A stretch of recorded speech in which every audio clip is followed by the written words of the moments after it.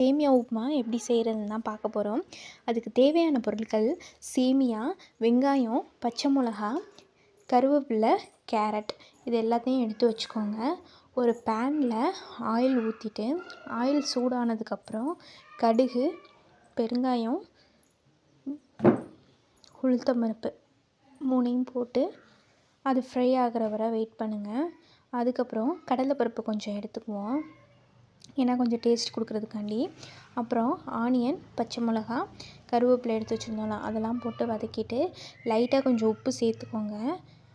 Onion வதங்கினதுக்கப்புறம் தேவையான அளவு தண்ணி ஊற்றிட்டு நம்ம துருவி வச்சுருந்த கேரட்டை போட்டு கொஞ்சமாக கொதிக்க வச்சுக்கோங்க. கேரட் வேகிற வரைக்கும் ஒரு 2 மினிட்ஸ் போதும்னு நினைக்கிறேன். தண்ணி பத்தலைன்னா கூட ஊற்றிக்கலாம், உங்களுக்கு தேவையான அளவு. ரொம்பவும் தண்ணி ஊற்றிட்டோன்னா கொலன்னு ஆயிரும். அதுக்காண்டி தேவையான அளவு பார்த்துட்டு ஊற்றிக்கோங்க. கேரட் நல்லா வெந்ததுக்கப்புறம் லைட்டாக மஞ்சத்தூள் போட்டுக்கோங்க. போட்டுட்டு கொதிக்க விட்டுட்டு நம்ம சேமியா எடுத்து வச்சுருந்தோம்ல அதையும் எடுத்து நல்லா கிளறி விட்டுக்கோங்க. சேமியா அடியில் உட்காந்துராமல் பார்த்து நல்லா கிளறி விட்டுக்கோங்க.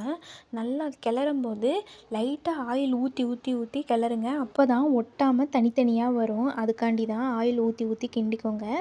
இதான் நம்மளோட சேமியா. ஈஸியாக செஞ்சிட்டோம்ல.